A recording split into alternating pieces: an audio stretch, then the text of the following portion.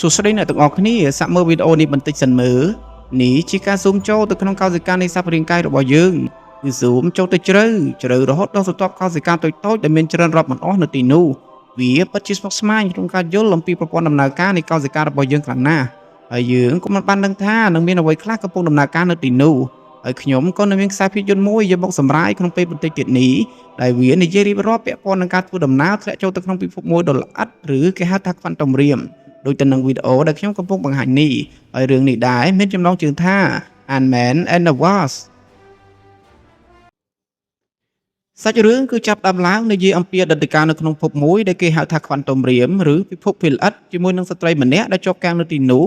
នាងមានឈ្មោះថា Janet ដែលនៅទីនោះនាងក៏បានជួបនឹងបុរសម្នាក់មានឈ្មោះថា Kang ដែលបានធ្លាក់មកជាមួយនឹងយានអវកាសរបស់គាត់ដែល Coaster Quinzel ហើយ Kang ក៏បានជួយនាងពីការវាយប្រហាររបស់សត្វចម្លែកមួយក្បាលដែលប្រងនឹងស៊ីនាងផងដែរត្រឡប់មកបច្ចុប្បន្នកាលនេះវិញបរិសម្នាក់កំពុងតែដើរតាមដងវិថីយ៉ាងសប្បាយរីករាយគាត់មានឈ្មោះថា Scott Lang ជា Superhero Ant-Man ដែលបានជួយស្រង់ពិភពលោកពីការវាយប្រហាររបស់ Thanos ក្នុងរឿង Avengers Endgame ភាគមុន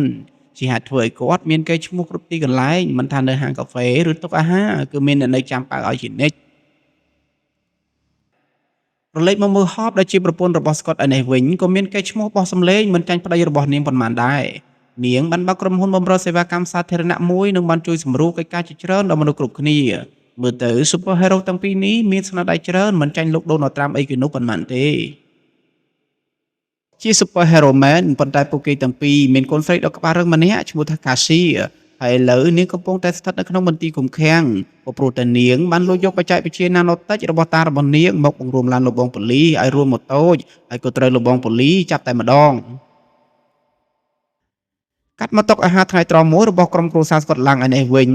អាហារថ្ងៃត្រង់ពេលនេះគឺមានតែនំភីហ្សាតូចមួយប៉ុណ្ណោះហើយ Dr. Hank Pym ដែលជាជីតារបស់ Cassia ក៏បានប្រើបច្ចេកវិទ្យា Nanotech របស់គាត់ធ្វើឲ្យនំនោះរីកធំដូចទៅនឹងចៅរបស់គាត់ធ្វើលឿនឡានលោកបងប៉ូលីសដូច្នោះដែរបន្ទាប់ពីនិយាយដើមគេមួយសន្ទុះមក Dr. Hank Pym ក៏បានបង្ហាប់អំពីការរកឃើញរបស់គាត់មួយផ្សេងទៀតពាក់ព័ន្ធនឹងការធ្វើ genetic លើសត្វស្រមោចគាត់បានធ្វើការបដិវត្តលើសត្វស្រមោចគឺអភិវឌ្ឍវាឲ្យចេះបង្កើតនៅបច្ចេកវិទ្យានៃរចនាសម្ព័ន្ធក្នុងការរស់នៅរបស់វាបាន